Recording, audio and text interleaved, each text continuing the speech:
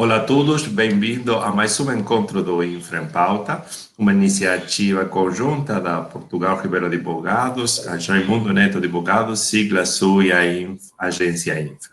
Neste novo encontro discutiremos a agenda da semana e a pedido de nosso público, nossa audiência, estes encontros para debater as atualidades do setor de infraestrutura terão uma frequência semanal, já não mais quinzenal. Todas as segundas-feiras discutiremos de quais são as atualidades dos distintos setores da infraestrutura. Jimmy será quem conduzirá essas atualizações e passo para ele a palavra para que nos conte quais são as novidades do setor de infra. Obrigado, Sebastião. Bom dia, Maurício. Bom dia, Felipe. Bom dia a todos os nossos ouvintes. Então, só para recapitular, porque o Sebastião teve um probleminha com o áudio, a partir desta semana, 19 de outubro, a gente começa um programa semanal sobre a pauta aí do setor de infraestrutura, que a gente possa conversar um pouco sobre os temas mais importantes. E eu já vou abrir com um tema que, na semana passada, foi uma, como podemos chamar assim, o mais quente do setor, que foi a relicitação de Viracopos, né? A assinatura do termo de adesão da concessionária Aeroportos Brasil Viracopos ao programa de relicitação do governo, né? Foi uma negociação tensa, que se resolveu praticamente nos últimos minutos. Aliás, nem se sabia qual era o último minuto exatamente, mas esse é um detalhe para o que aconteceu. Mas o fato é que a concessionária assinou um termo de compromisso para o aditivo, se comprometendo a fazer o aditivo, sem concordar com todos os termos que estavam lá, principalmente em relação à indenização. E aí, acho que o Maurício pode falar um pouco mais sobre o que isso pode significar aí para frente e contar um pouquinho mais sobre esses problemas que estão acontecendo nos processos de relicitação. Bom dia, Maurício. Bom dia, Jimmy, bom dia, Felipe, bom dia, Sebastião. O caso de Viracopos é um caso emblemático, né? Possivelmente, depois da decisão do TCU que suspendeu a assinatura do aditivo para a relicitação da BR-040, é possível que Viracopos seja o primeiro ativo a ir à relicitação, né? E no caso de Viracopos tem uma complicação adicional, que é o fato de Viracopos estar em recuperação judicial. E é preciso sair da recuperação judicial para que aconteça a relicitação pelas regras vigentes sobre relicitação. Aí eu acho que tem duas coisas para comentar. Uma é sobre esse problema do prazo, que você falou, que eu acho que isso foi um produto da decisão, em minha opinião, equivocada. Tá? A decisão foi a seguinte: se fez o enquadramento de Viracopos na relicitação, o decreto que fez o enquadramento de Viracopos na relicitação deu um prazo de validade desse enquadramento, coisa que não está prevista em nenhum lugar das regras, né? Assim, o fato de não estar previsto em nenhum lugar das regras não é propriamente um problema, porque a gente está falando realmente de um processo novo, né? Ninguém sabe exatamente como fazer a relicitação, então vão ter coisas que vão ter que ser definidas no curso do processo, né? Mas, aparentemente, se quis pressionar Viracopos, né? Criar um prazo para pressionar a decisão dos acionistas. E esse mesmo prazo, que era o prazo, né, estabelecido no decreto de enquadramento da relicitação, 60 dias, para assinar o aditivo, primeiro aditivo da relicitação, né, que formaliza o enquadramento do processo de relicitação, era o mesmo prazo para o Ministério da Infraestrutura e o Ministério da Economia fazer análises que eram necessárias, né, cujo resultado era necessário para definir o que estava no aditivo. Tá? Então, isso tudo criou um risco que terminou se materializando, né, de a decisão da ANAC que aprova o aditivo ocorrer no final do prazo, porque antes tinha que ter decisões do Ministério da Economia, daqui a pouco a gente fala sobre o quê, e no Ministério da Infraestrutura, né? E foi isso que aconteceu. Aprovou-se muito em cima do prazo final. Viracopos, se a ANAC tivesse contado o prazo corretamente, Viracopos teria um dia para decidir se assinava ou não o aditivo, né? Isso aconteceu na semana passada. Só que a ANAC... Mas ela não teve nem isso, né, Maurício? Ela teve que assinar minutos, ou talvez uma hora, ou um pouco mais, depois que o Ministério, o Ministério da Economia e o Ministério da Infraestrutura publicaram um documento dizendo, olha, não vemos vantagem em você em passar a sua dívida, que é a grande questão do momento, para o possível vencedor da licitação. Quer dizer, olha, em uma hora, você tem uma hora para decidir, 1, 2, 3 ou 4 horas para decidir se você quer ou não assinar, enfim, esse documento, sabendo dessa informação. Não me parece algo que seja, vamos botar a linguagem do futebol aqui, algo feito com fair play. Exatamente. Mas isso, Dudim, o que eu estou dizendo é que isso que aconteceu foi produto de uma outra decisão equivocada, que foi a decisão lá atrás de botar um prazo no enquadramento dele lá na relicitação. Ele tinha que assinar o aditivo em 60 dias, sob pena de cair o enquadramento na relicitação. Então, essa foi a decisão equivocada, de colocar esse prazo.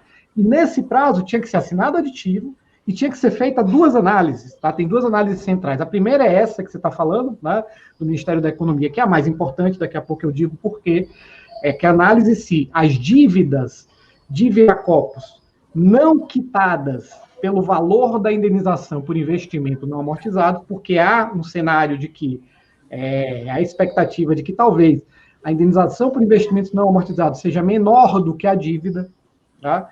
Então, é possível que sobre o saldo da dívida. Então, a decisão sobre se esse saldo da dívida poderia ser pago, passar como dívida para o novo concessionário, ser transferido para o novo concessionário, o concessionário resultante do processo da relicitação. Essa era a decisão cuja vantajosidade tinha que ser analisada pelo Ministério da Economia. Tem uma outra decisão, né, que essa foi analisada, aí também tem uma outra coisa que vale a pena levantar aqui, que foi a decisão sobre se os contratos de exploração das áreas comerciais podiam ser carreados, né, para o novo concessionário, né, se eles teriam continuidade, seriam subrogados, o termo jurídico é subrogação, pelo novo concessionário. Essa decisão foi tomada um pouco antes, o Ministério da Infraestrutura foi um pouco mais rápido, mas aí também teve um negócio estranho, eu não sei se você acompanhou isso, Jimmy, eu não sei o quanto isso foi aparente, mas primeiro o Ministério se manifestou a favor, né? Depois foi desentranhada essa manifestação a favor e colocada a manifestação contra. Né? O que não... Não parece estar havendo um consenso, né? Mas enfim, tem uma questão de fundo que eu acho que vale a pena a gente levantar aqui, que é essa circularidade, né? Que é uma circularidade extremamente complicada entre a recuperação judicial, uma ponta, né, e a relicitação do outro. Para Viracopos entrar na relicitação, ele tem que sair da recuperação judicial. Como é que ele negociou a sua saída da recuperação judicial? Está lá no plano de recuperação judicial, que é de fevereiro desse ano, que essas dívidas, que o saldo da dívida, né, para além do valor da indenização por investimentos amortizados, que ela passa para o novo concessionário. Com base nessa previsão que está lá no plano de recuperação, que a ANAC não se opôs, tá? A ANAC no processo de recuperação não se opôs a isso, a decisão de homologação da recuperação judicial não fala em qualquer tipo de oposição da ANAC a esse ponto, né?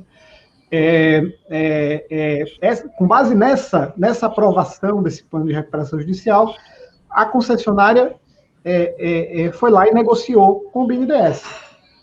para os credores, entre eles o BNDES, é essencial, né, que o restante, a dívida, para além da indenização, o saldo da dívida, passe para o novo concessionário. Então, a saída da recuperação judicial foi negociada esperando essa característica. Quando o Ministério da Economia diz que isso não é viável, isso certamente vai abrir uma nova negociação, né? Porque os credores estavam, até aqui, Viracopos e os seus credores negociaram fiados nisso, né? Tinha aqui uma criação, digamos assim, de uma confiança legítima, né, que tornou possível a negociação da saída da recuperação judicial, que vai viabilizar a entrada na relicitação.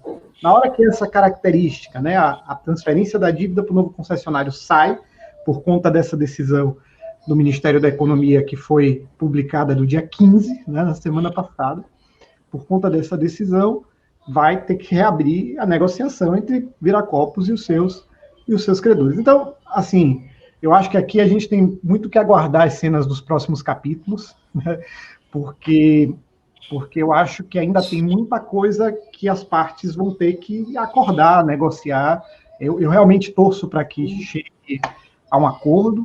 Viracopos, eu acho que todos nós aqui sabemos, mas acho que é importante dizer para o público, é um aeroporto extremamente bem avaliado, ganhou prêmios, todo ano ganha prêmios de que é o melhor aeroporto do país, né, o melhor terminal do país, já ganhou prêmios mundiais, né, de excelência na operação do aeroporto, e eu torço para que seja encontrado um acordo adequado para todas as partes, né, e que a gente tenha sucesso no processo de relicitação, tenha sucesso na solução desse problema, que é uma coisa lamentável, né?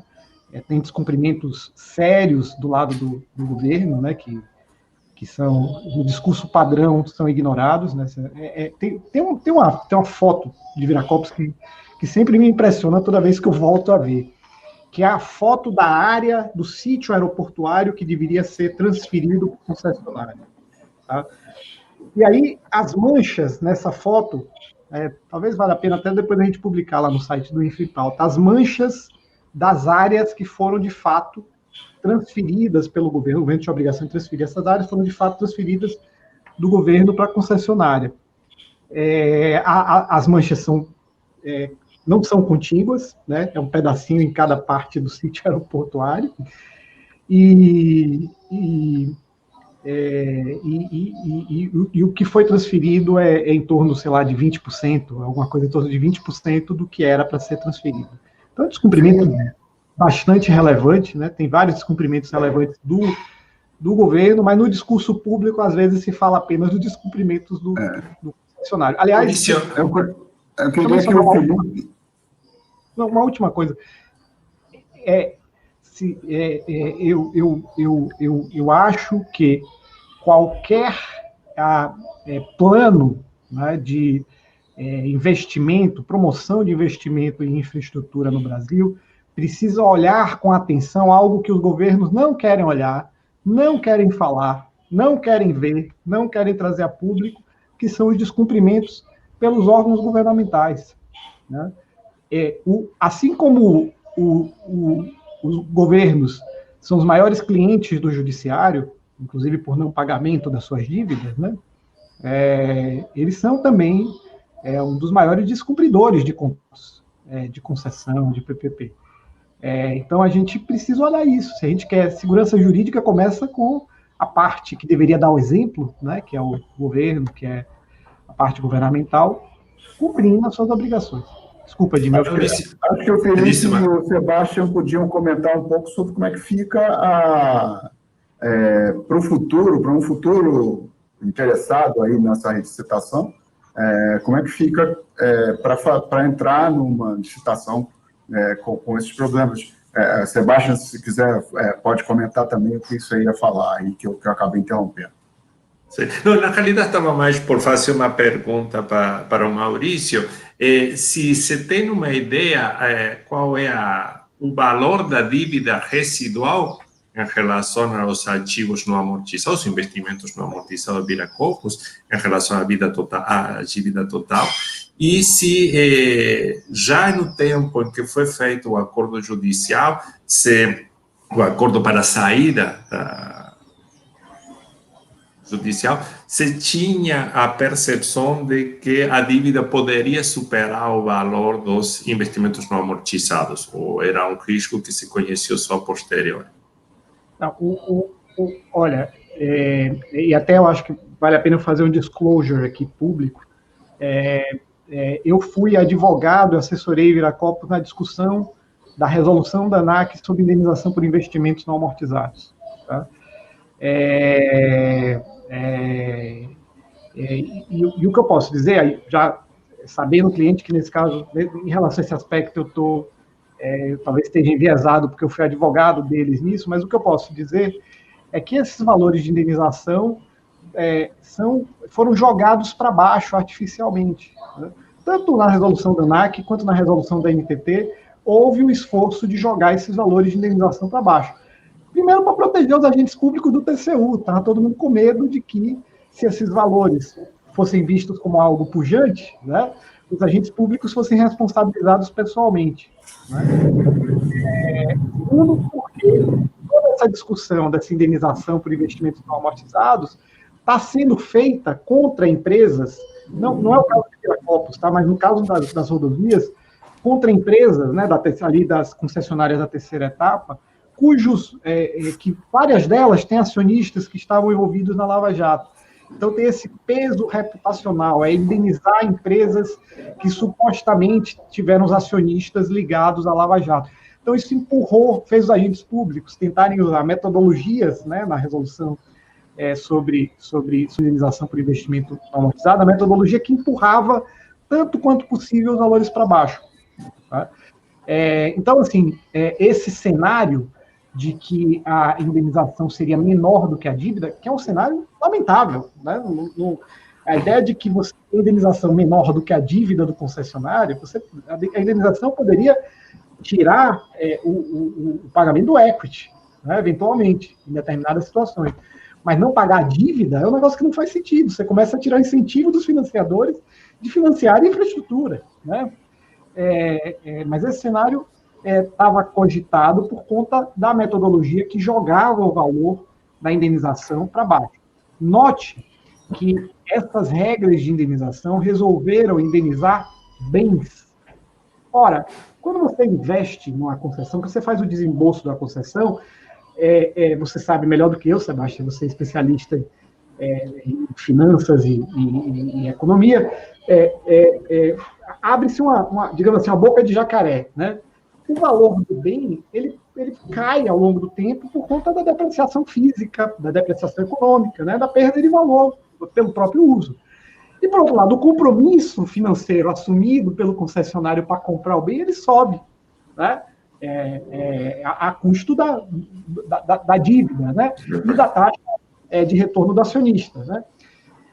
Portanto, do custo médio de capital ponderado. Né? Portanto, na hora que a lei diz que é para indenizar o investimento não amortizado, ela não está dizendo para indenizar os bens, porque os bens eles caem de valor. Em determinados momentos da concessão, a indenização não significa mais nada. Né, se você for indenizar o bem, né, você tem que indenizar o investimento, né, que é uma lógica diferente de indenizar o bem. Então, essa escolha metodológica de indenizar o bem, né, criou essa possibilidade de você ter um descolamento enorme entre o valor do bem e o valor da dívida. Então, isso estava dado, e por isso, isso foi um dos pontos que entrou lá no plano de recuperação judicial de Viracopos, lá na origem, em fevereiro.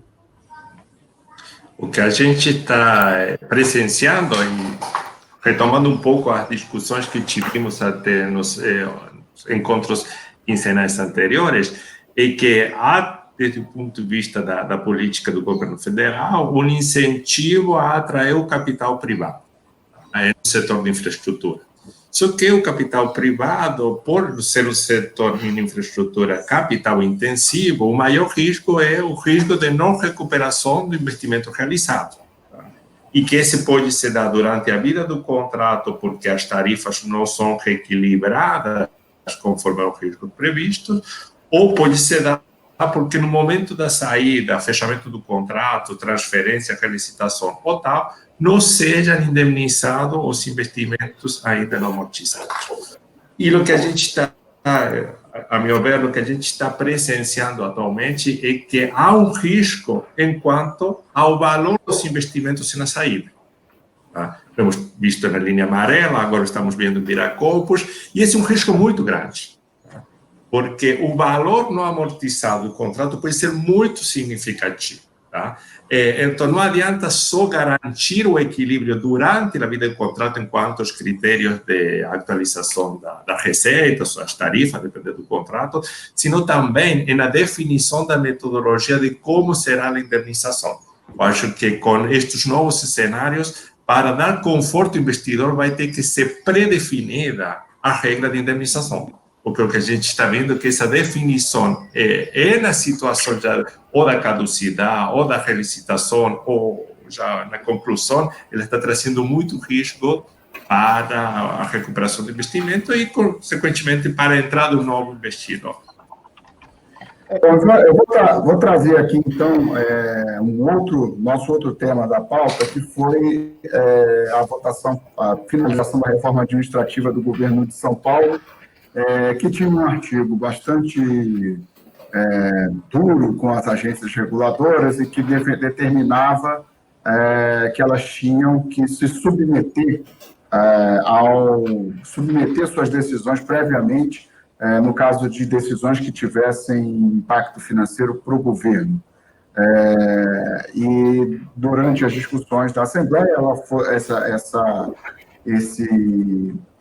os termos dessa submissão foram abrandados, o verbo passou a ser cientificar o governo, houve alguma proteção ali das agências, mas algumas pessoas acham que isso ainda não é o adequado, e aí eu queria que o Felipe pudesse comentar sobre essa decisão do governo de São Paulo, que atinge aí a Artesp e a Arcesp, basicamente, que são as agências que regulam o setor de infraestrutura em São Paulo. Felipe, por favor. Jimmy, exatamente. O governo do estado de São Paulo tem um programa de concessões muito bem sucedido, foi muito bem construído, já desde a década de 90, com os seus principais paradigmas sendo utilizados na modelagem de projetos na esfera federal e por outros estados e municípios também. E ao longo desse período todo, muito em função da qualidade das pessoas que por lá passaram, além das previsões que foram sendo aprimoradas no sentido de garantir uma certa independência, as decisões da Artesp, que é a agência reguladora dos transportes, e a Arcesp, que regula saneamento básico e os serviços de gás no estado, foram sendo construídas com certa independência e têm sido gradativamente mais respeitadas como algo dissociado da decisão política do governo enquanto poder concedente que toma decisões em relação aos contratos. E agora, no contexto da reforma que o governo do estado de São Paulo promoveu para o ajuste fiscal, no discurso de mitigar os efeitos da pandemia, foi inserido um dispositivo que previa uma manifestação prévia, que as decisões que implicassem em algum impacto orçamentário para o governo do estado precisariam ser submetidas previamente para a apreciação do governo do estado. E o setor, houve uma grita geral, muita gente criticou, muita gente escreveu sobre isso, e houve uma reflexão, como você comentou, foi mitigado de certa forma, porque não há mais uma necessidade de submissão prévia no contexto de aprovação. O mesmo dispositivo que permaneceu uma necessidade de informação ao governo do estado de eventuais medidas que pudessem trazer um impacto orçamentário, mas o mesmo dispositivo tenta assegurar a independência em relação à decisão. Coloca muito mais essa manifestação prévia num contexto de informação para contribuir na decisão. Como você comentou, de certa forma equivocado, porque o que deveria pesar na decisão do regulador é o que dispõe o contrato e as normas de regulação que incidem, e não as consequências político-administrativas daquela decisão.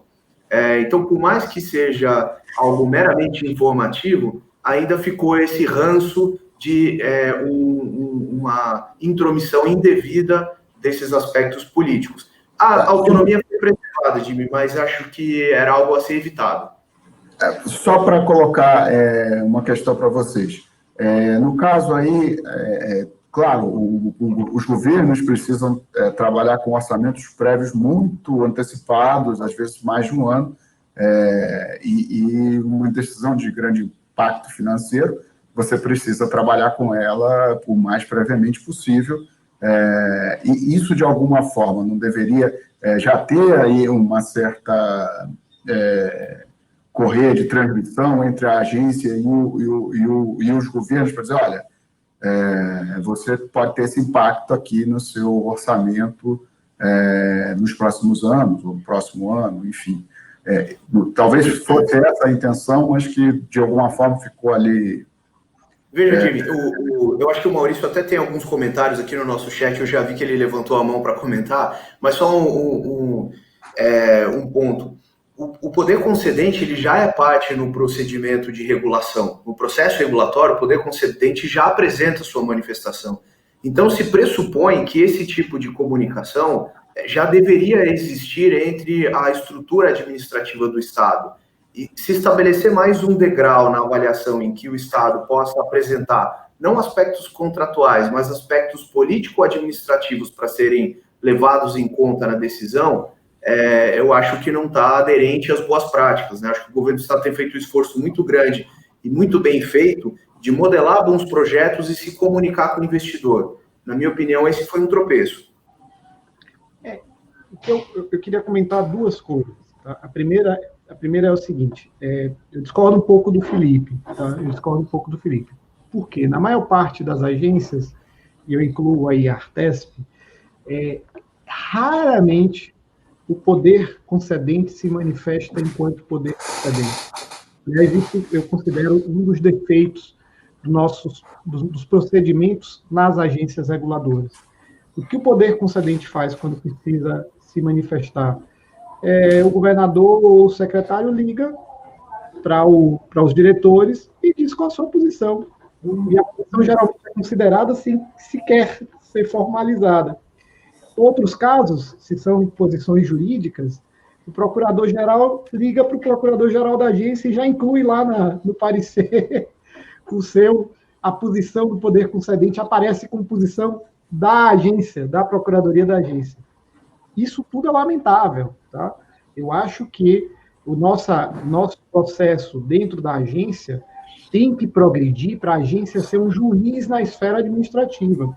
Isso significa que até mesmo a representação processual do poder concedente nos procedimentos internos da agência seja independente da Procuradoria-Geral da agência.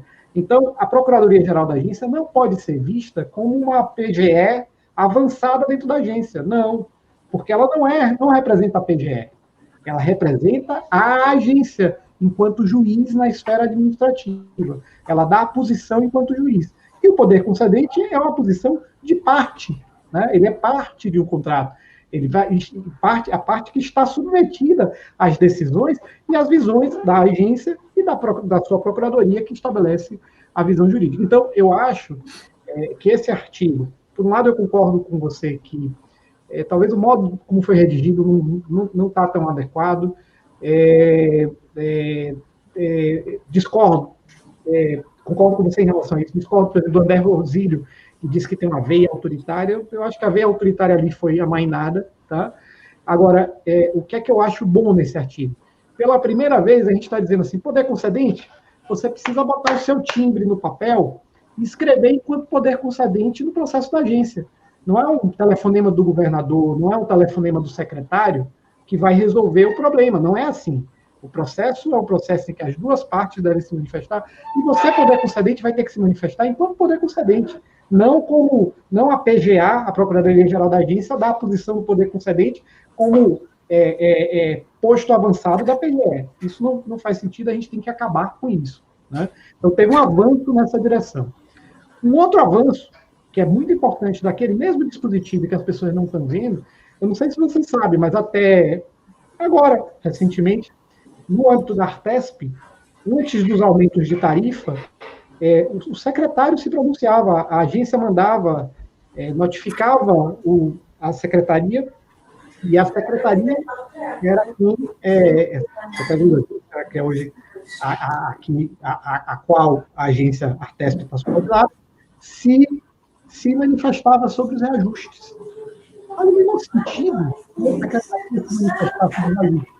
E lá, um dos últimos parágrafos desse dispositivo disse que a secretaria não precisa mais se manifestar sobre reajustes, nem precisar estar escrito, né? Mas entre nós,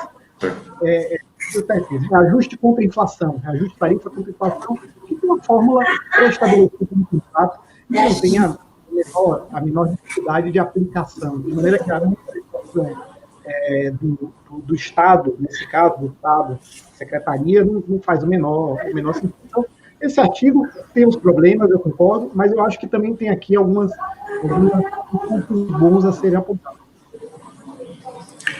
O que eu acho que em toda essa questão, essa formalização da manifestação do poder concedente é importante.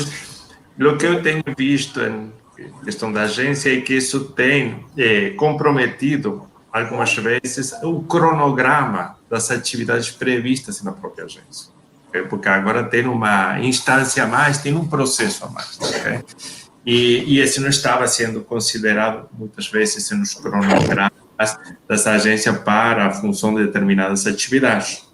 E isso tem dilatado algumas datas de atividades processuais. Então, acho que essa é uma questão prática também que tem acontecido.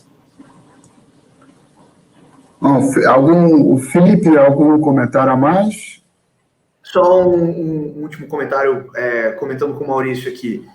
Eu concordo que a gente tem um avanço no sentido de dar forma e de instrumentalizar essa manifestação política, no sentido de avaliar consequências do que se está decidindo, porque, só lembrando, essa é uma manifestação já no final do procedimento, uma manifestação do próprio Estado, é colocado como algo direcionado até muito mais num viés de consequências orçamentárias, e não me parece que se aprimorou o procedimento de participação enquanto contraparte no reequilíbrio, o poder concedente enquanto contratante.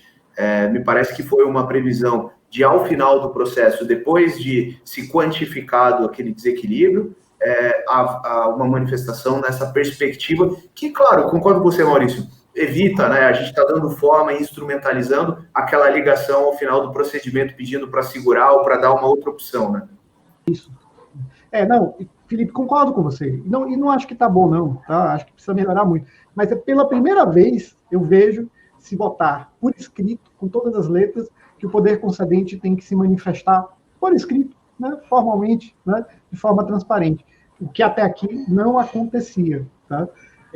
Concordo com você, não está adequado, e a gente sabe que toda essa discussão veio por conta da indenização devida à Eco-Rodovias, né, que foi reconhecida, foi publicado no Diário Oficial, o reconhecimento do desequilíbrio e da necessidade de indenização para reequilíbrio da Eco-Rodovias, e depois voltar atrás, né? Voltar atrás sem motivo, provavelmente porque viram que ia ter algum impacto orçamentário, etc. Então, aqui é importante a gente trazer de volta qual é a origem, né? E você tem razão, não está bom, tá? Mas é um primeiro passo na direção de alguma coisa que precisa ser feita. Bom, e aqui em Brasília, nessa semana, tem um chamado esforço concentrado aí do Congresso, que está, obviamente, os parlamentares estão muito ligados ao período eleitoral, que está acontecendo das eleições municipais, e tem uma tentativa de aprovar nomes para as agências reguladoras federais, que ficaram aí praticamente, então, há um ano praticamente pouco mais de um ano, sem nomeação de novos diretores. A partir de hoje, né, o Senado está começando a analisar os nomes que foram enviados, e aí o vice-presidente Jair Bolsonaro tomou a decisão de enviar nomes para as agências de transportes, para a ANA, que é da área de regulação do saneamento, né, agora, também para a ANEEL e outras agências, de nomes indicados pelos ministros nomes, em geral, de servidores públicos, técnicos qualificados, com bom currículo para assumir as agências reguladoras, e encaminhou esses nomes para aprovação do Senado, mesmo diante de pedidos de parlamentares e outros, para indicar outros nomes, talvez também técnicos e talvez também qualificados, mas não ligados ao Ministério, no caso aí, ou não indicados pelo Ministério. E aí, queria que vocês pudessem falar um pouco sobre isso, sobre a necessidade das agências terem, de um lado, bons nomes, bons técnicos, e também essa independência, inclusive a independência do governo, dos governos, né, para tomar as suas decisões. Bom, eu acho que é super importante que na diretoria das agências elas estejam ocupadas por técnicos com conhecimento do setor, da problemática do setor, com a maior independência política possível. Mas a qualificação técnica, o entendimento dos temas e a independência política é o que garante uma boa regulação. Esses nomes também, eles não podem ser totalmente dissociados do trânsito político, porque as medidas, elas precisam de conviver dentro do contexto institucional total. Mas esperemos, então, que todos os nomes que serão aprovados tenham esse perfil de dependência técnica e política, sem desconhecimento de como que as instituições funcionam. Mas sim com o conhecimento técnico e é suficiente como para que a decisão seja baseada em questões técnicas, a respeito dos contratos e em questões da segurança jurídica. Jimmy, eu acho que a competência técnica, ela é um pressuposto, né, qualquer que seja a origem da indicação. E eu acho que a gente também tem a necessidade a gente precisa acreditar, e até prova em contrário, que a origem da indicação não significa uma submissão, seja a origem do contexto do Congresso Nacional, seja a origem advinda dos ministros. Seria muito ruim, e não imagino que seja o caso, pelo perfil dos indicados, que houvesse uma subordinação, algum tipo de hierarquia entre os indicados e os respectivos ministros, né? Acho que isso é tudo que se quer evitar. De forma geral, acho que a expectativa é muito boa em relação aos indicados. Deixa eu fazer só um comentário aqui, que vai parecer que eu estou entrelaçando temas que não são muito conectados, mas eu acho importante lembrar. Enquanto o TCU continuar decidindo sobre regulação, tá? Enquanto o TCU continuar decidindo sobre o mérito de questões regulatórias, que ele jamais deveria ter entrado para decidir, o nome dos diretores é sempre importante que seja alguém qualificado tecnicamente, não tem a menor dúvida, mas continuarão sendo pessoas submetidas ao TCU, né?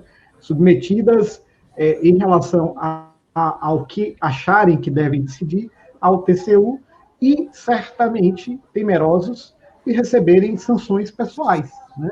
De receberem multas, de receberem punição de inabilitação para exercício de função pública, a indisponibilidade de bens, né? Esse tipo de coisa que o TCU aplica a agentes públicos, em minha opinião, indevidamente, e particularmente em relação às agências reguladoras que não deviam ter as suas decisões regulatórias submetidas ao TCU. O TCU virou regulador do país, né, hoje. Maurício, inclusive, mais um nome do TCU está sendo indicado.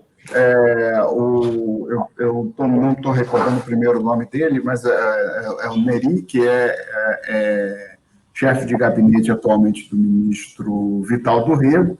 Ele está sendo indicado para ser o novo diretor-presidente ou diretor-geral, não lembro qual é a terminologia correta da ANTAC, mas, enfim, ele está sendo indicado, e já temos o Davi Barreto, que é o diretor da ANTT, provavelmente vai ser o diretor substituto, o diretor geral aí a partir de fevereiro, quando termina o mandato do Vinô.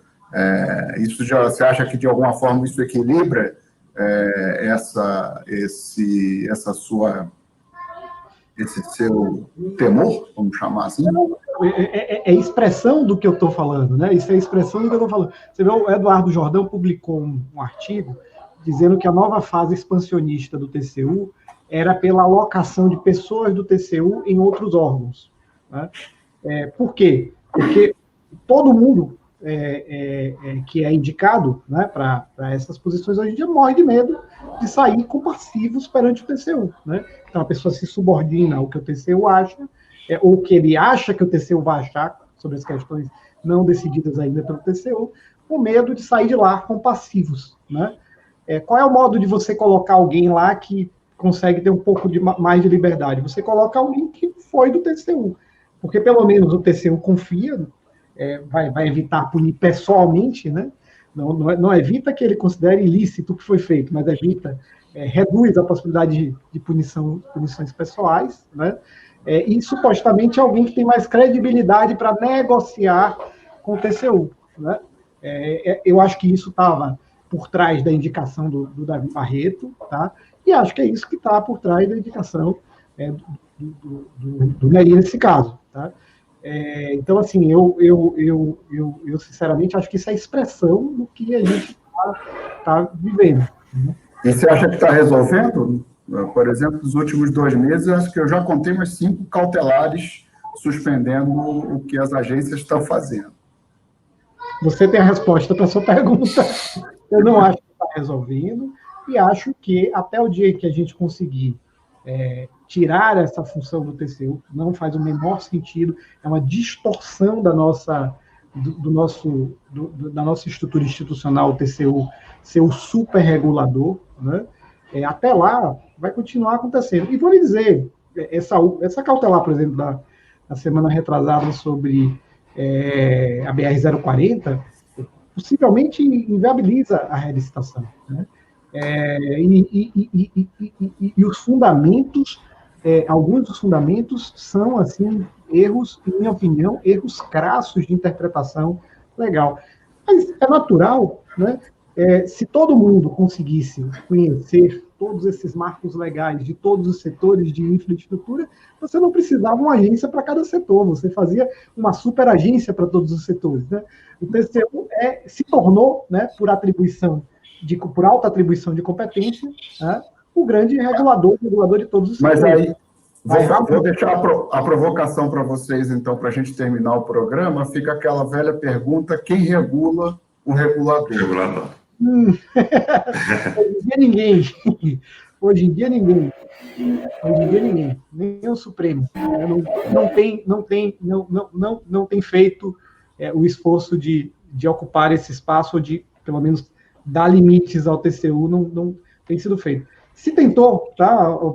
A LINDB, as alterações feitas na Lei de Introdução ao Direito Brasileiro, tinham um pouco a intenção de dar uma racionalidade à atuação do Tribunal de Contas da União. Mas eu acho que a avaliação disso é complexa e não dá para fazer em 2 minutos, que é o tempo que a gente tem aqui. Vai ficar para a próxima vez. Felipe, você acha? Não vamos ocupar mais o tempo, acho que já temos excedido nossa programação inicial. E convido a todos para o encontro da próxima semana, onde continuaremos debatendo das atualidades do setor. Muito obrigado, Jimmy, Maurício e Felipe, e a todos os que nos estão assistindo. E até a próxima. Obrigado, boa semana. Boa semana a todos. Obrigado.